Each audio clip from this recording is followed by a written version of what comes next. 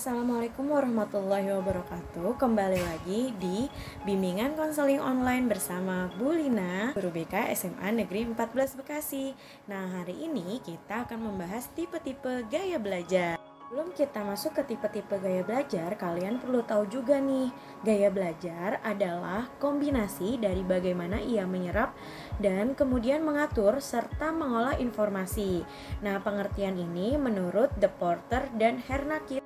Nah, ada apa aja sih di tipe gaya belajar? Ada 3, yaitu yang pertama adalah visual, yang kedua adalah auditory, dan yang ketiga adalah kinestetik.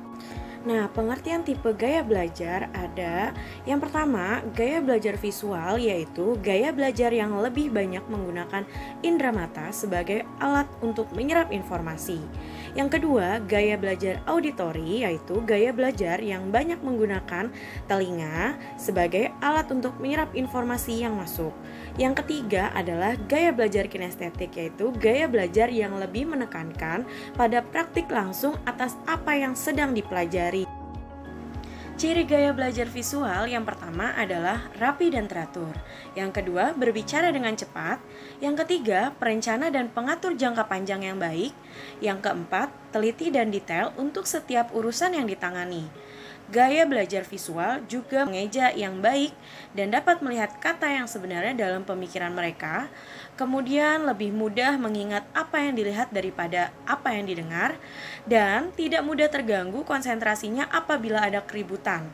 Dan yang terakhir adalah lebih mementingkan penampilan karena cenderung lebih menggunakan indera penglihatan, sehingga jika merasa penampilan sudah baik, maka akan cenderung lebih percaya diri. Ini berkaitan dengan hal pakaian maupun presentasi. Yang kedua adalah ciri gaya belajar auditory, di mana orang yang dengan gaya belajar auditory biasanya berbicara pada diri sendiri saat bekerja dengan menggerakkan bibir dan mengucapkan tulisan buku ketika membaca. Kemudian, mudah terganggu serta terpecah konsentrasinya oleh keributan, tapi senang membaca dengan keras dan mendengarkan, karena hal tersebut akan membuat paham dengan apa yang dibacanya. Selanjutnya, hebat dalam bercerita, berbicara, berdiskusi, dan menjelaskan sesuatu panjang lebar, karena seorang dengan karakteristik ini cenderung berbicara dalam irama yang terpola, sekaligus pembicara yang fasih. Pada saat belajar, biasanya gaya belajar auditory dengan cara mendengarkan dan mengingat apa yang didiskusikan daripada apa yang dilihat. Kemudian, gaya belajar auditory juga lebih suka mengeja dengan keras daripada menuliskannya. Ciri gaya belajar kinestetik yang pertama adalah berbicara dengan perlahan. Yang kedua, menanggapi perhatian fisik. Yang ketiga, berorientasi pada fisik dan banyak bergerak sesuai dengan definisi kinestetik. Selanjutnya, menghafal dengan cara berjalan dan melihat. Dan ciri gaya belajar kinestetik juga menggunakan jari sebagai penunjuk ketika membaca.